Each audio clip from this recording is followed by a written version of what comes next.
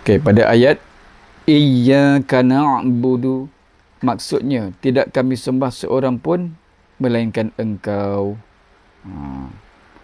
Dalam salah seorang guru saya yang lain, dia kata iyyaka na'budu, banyak orang-orang Melayu kata kepada engkau. Kepada tak boleh, kepada kena ilaika.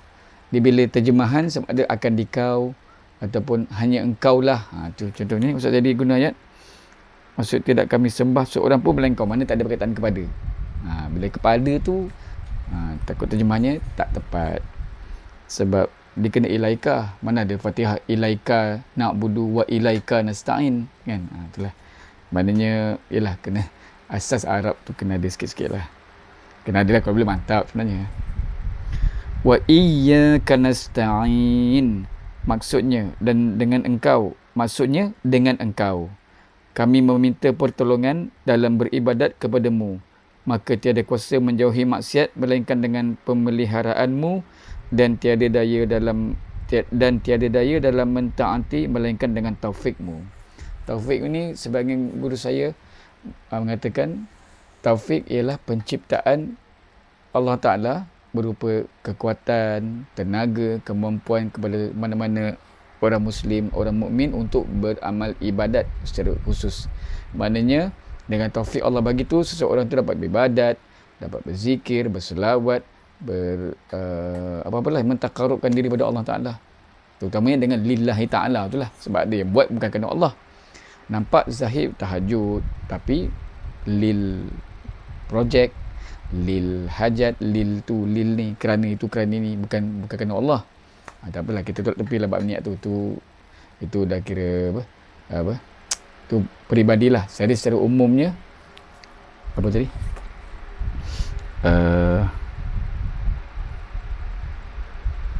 taufik tu maknanya Allah memberikan seseorang, satu individu atau mungkin satu jemaah untuk membuat, contohnya sembahyang hajat, sembahyang solat fardu berjemaah, sembahyang fardu kifayah seperti solat jenazah, ataupun solat istisqa.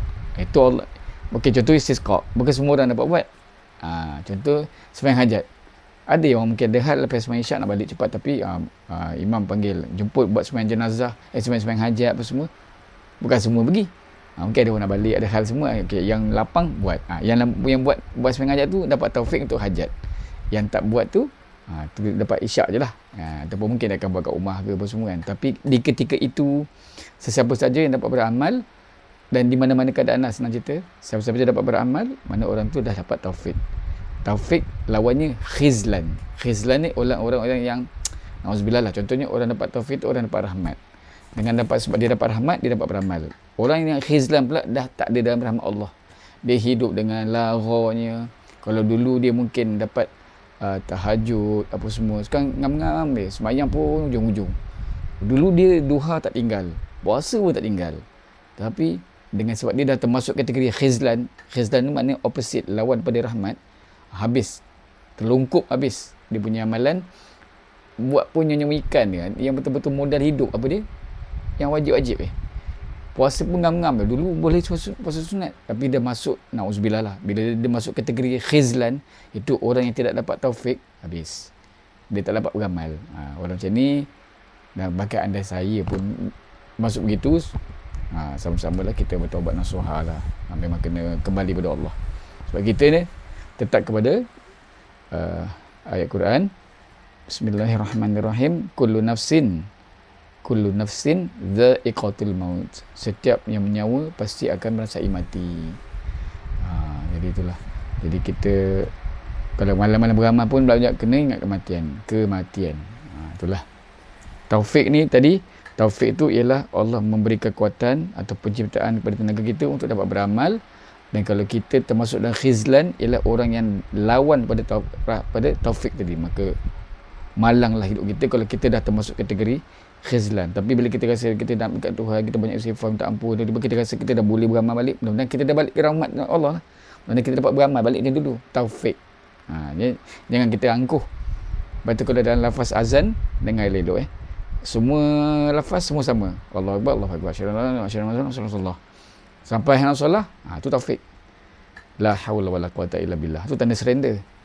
Sebab la haula wala quwata illa billah, kata guru saya, la haula, tiada kekuatan untuk menolak maksiat, wala quwwata, dan tiada kekuatan untuk melakukan taat. Tu dah surrender tu. Dua ayat tu surrender.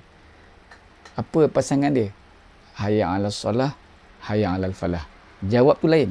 Terbalik pada Allahu Akbar sama balik, la ilaha illallah sama balik. Tapi ketika nak beramal, Allah nak cerita, benar-benar ini termasuk dalam bab taufik lah. Allah nak ceritanya, jawab azan dan kau rasa kau boleh buat pun, ada ucapan yang bersandar pada Tuhan, namanya hauqalah, la haula wala quwwata illa billah. Haula tu, mula-mula saya dengar terjemahannya, memang saya tersentak hati, ya Allah, meninggalkan maksiat tu dari Allah, menjawab azan tu, haula tu dulu. Padahal kita nak sembahyang kan, rupanya sembahyang tu quwwah, la haula wala quwwah tu baru sembahyang. Maknanya orang boleh sembahyang, tapi mampukah dia, ada orang sembahyang maknanya quwwah, tapi mampukah dia haula, meninggalkan maksiat. Yang itu yang pening tu. Okey, orang dapat beramal, orang dapat tinggal maksiat, barulah betul penjagaan Allah pada dia. Maknanya dia dah upgrade lagi, dia boleh tinggal maksiat dah, terutama ketika orang tak nampak. Di depan orang boleh berlakon. Saya bab ni saya tak tahu kenapa saya macam nak cakap lebih sikit, sebab ada yang mendapat manfaat pada penerangan saya ni lah.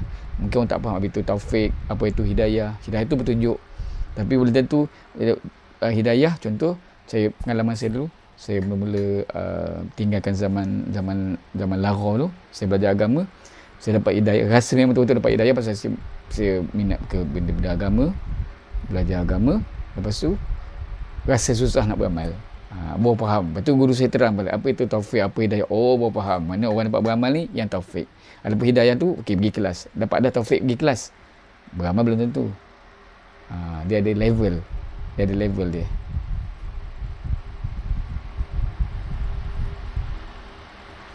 Dia ada level dia. So macam itulah, taufik itu ialah penciptaan Allah Ta'ala untuk beri kekuatan untuk beramal,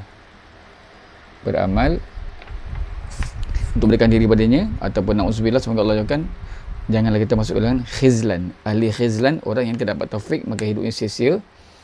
Mungkin dia betul-betul dapat wajib, bahkan wajib dia pun kira mujur lah. Saya silap, wajib pun tak dapat buat, habis lungkup, sembahyang habis jahanam. Itu na'udzubillah. Ihdinas siratal mustaqim, maknanya tambahkan kepada kami hidayah kepada ajaran Islam, atau maknanya kekalkanlah kepada kami berada dalam petunjuk kepada ajaran Islam. Ini permintaan kita kepada Allah. Siratal ladzina an'amta alaihim, iaitu ajaran agama yang telah engkau kurniakan nikmat ke atas mereka dengan ad-din, yang terdiri dari kalangan para nabi, orang-orang yang benar, yakni siddiqin, orang-orang yang mati syahid, yakni syuhada, dan orang-orang soleh, itu salihin. Ghairil maghdubi alaihim, iaitu bukan ajaran agama yang engkau murkai ke atas mereka. Waladdallin, dan iaitu bukan ajaran agama Nasrani yang telah tersesat dari jalan Islam. Ada sebahagian ulama tafsir berpendapat bahawa al-maghdubi alaihim ialah orang-orang yang engkar, yakni al-kuffar, manakala ad-dallun, ad-dallun tu makna golongan, bukannya maksud saya ini salah tulis ad-dallin tu. Ad-dallin tu teks Al-Quran ni, walad-dallun menunjukkan golongan orang. Manakala ad-dallun ialah orang-orang yang berpura-pura keislaman mereka, yakni al-munafiqun, na'udzubillah. Kerana Allah Ta'ala telah menyebutkan orang-orang mukmin di awal surah Al-Baqarah dalam 5 ayat kemudian, mengkeduakan sebutan orang-orang kafir dalam 2 ayat kemudiannya, mengketigakan sebutan orang-orang munafik dalam 13 ayat. Disunatkan bagi pembaca Al-Quran selepas selesai membaca surah Al-Fatihah menyebut amin. Lafaz amin ini merupakan isim, yakni kata nama dengan makna fi'il, kata kerja perintah yang membawa maksud perkenankanlah. Okay, ni setakat ni lah saya baca. Ni dijazahkan pada 20 bulan 10 2011.